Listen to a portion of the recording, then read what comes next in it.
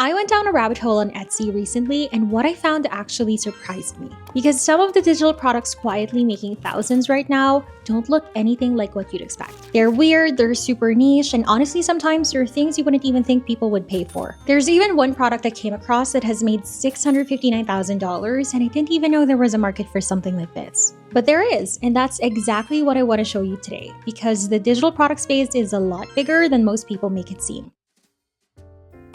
So the first one is spiritual digital products, and this is something I almost never hear people talk about in the digital product space. When most people think of Etsy, they think Canva templates, planners, wall art, but there's this entire other side of Etsy built around witchcraft, tarot, and astrology. And a lot of it is being sold digitally. Things like personalized love readings, tarot predictions, spell casting, manifestation reports, dream interpretations, mostly delivered as PDFs, written documents, or even just a message sent directly to the buyer. And before you write this off, the numbers are real. A lot of these listings have hundreds, sometimes thousands of reviews. Consistent, repeat demand. I looked up one listing on Profittree and it had made around $659,000. That's the one I mentioned in the beginning of this video. I genuinely didn't know there was a market for something like this until I went looking. Now, I'll be honest, this is a very specific niche that's not for everyone, and it requires a certain kind of approach. I'm not here to tell you to go sell tarot readings if that's not you,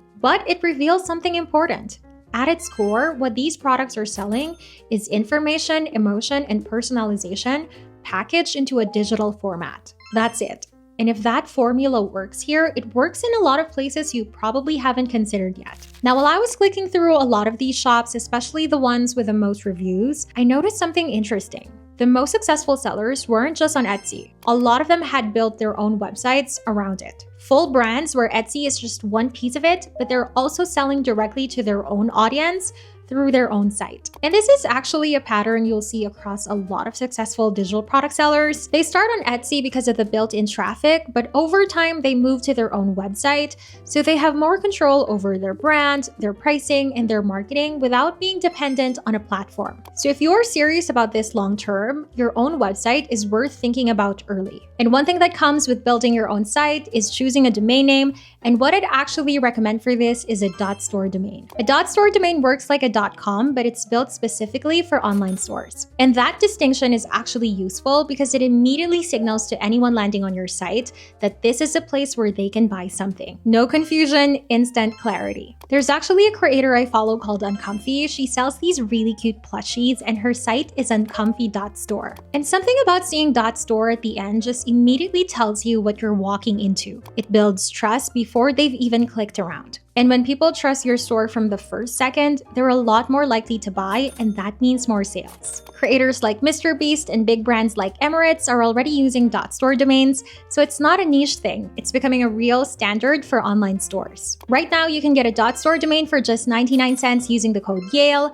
Link is in the description box. If you've been thinking about building your own site, this is a good time to lock in your domain before someone else does. The next one is funeral-related digital products. And I'll be honest, when I first came across this niche, my first reaction was surprise. But when you actually think about it, it makes complete sense. When someone loses a loved one, they're grieving. The last thing they want to do is sit down and design programs, invitations, or memorial materials from scratch. So having a template they can quickly customize and use becomes incredibly valuable in that moment. Things like funeral programs, memorial cards, obituary templates, prayer cards, photo collages, slideshow templates, signage for the service, all designed to be simple, clean, and easy to personalize with their loved one's name and photos. And what makes this niche so different from most is that people aren't buying because it looks nice. They're buying because they need it, and they need it fast. You're solving a real time-sensitive problem for someone in one of the hardest moments of their life. It's not a niche most people think about, but the demand is consistent, the purpose is meaningful, and the people buying genuinely need what you're selling. The next one is what I'd call what to say templates. And this is a category most people don't think about because when you hear digital products, you automatically think design. But with these, you're not selling design. You're selling the words. And once I started looking into this, I realized how far it goes beyond the obvious stuff. Sure, there are email response templates, client communication scripts, Instagram caption banks, customer service replies. Those exist and they sell well. But then there's the stuff I didn't expect. Texting scripts for dating, how to respond when someone ghosts you, what to say after cheating, scripts for asking for a raise, or even quitting your job. Now, I know what you might be thinking, can't you just use ChatGPT for this? And yeah, you can, but there's still work involved. You have to know what to ask for, refine it, edit it, and make sure it actually fits the situation. And if you're someone who's naturally good at writing, this is actually where you have a real edge, because good writing isn't just about being correct. It's about sounding human. The tone, the nuance, the way something actually feels to read, that's something AI still doesn't always get right. At its core, this niche is taking something people struggle with every single day, which is communication, and making it simple and ready to use. That's a really strong thing to sell. The next one is hyper-specific guides. Now, guides as a category aren't surprising, how to start an Etsy shop, social media growth guides, wedding planning guides. Those are everywhere. But once I started looking at what was selling on Etsy, I realized just how specific these can get. I came across a Muslim marriage and dating guide, a critical care survival guide, prepper and off-grid living guides, ocean safety guides, a guide on how to research your own family ancestry. I even checked one of these Etsy shops that specializes in critical care guides, and it's made over 1,300 sales, which tells you something really important. Your knowledge doesn't have to be mainstream to be valuable. In fact, the more specific it is, the less competition you have and the more the right person is willing to pay for it. Because when someone is looking for a very specific answer to a very specific problem, a generic guide won't cut it. They want exactly what you know. And that's when your product stops feeling like a commodity and starts feeling like the only option. So if you have knowledge that feels too niche or too random to sell, this is your sign that it probably isn't. The last one is probably my favorite find from this rabbit hole. So I was browsing Etsy and came across these listings selling custom house blueprints as wall art,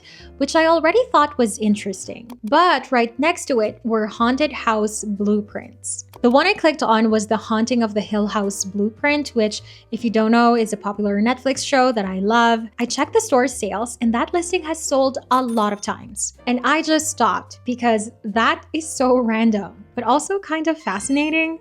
So I kept going. And the more I looked, the more I realized there's this entire category of spooky and haunted themed digital products on Etsy. Haunted journal kits, creepy vintage wall art, ghost hunting journals, printable pages with dark, eerie elements, haunted scripts. Once you start looking for it, it's everywhere. And what makes this niche interesting is that it's deeply aesthetic driven, but in a very specific way. It's not minimal, it's not boho, it's not retro. It's dark, gothic, vintage, and eerie.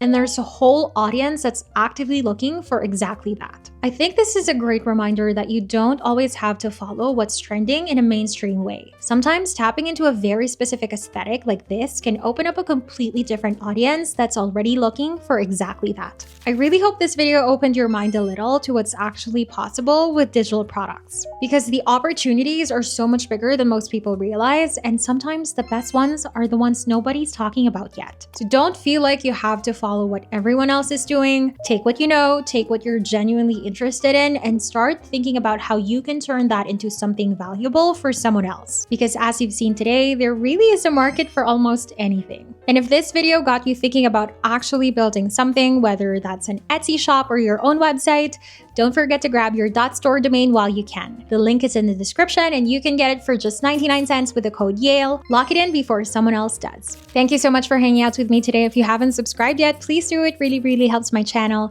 and I'll see you in the next video. Bye!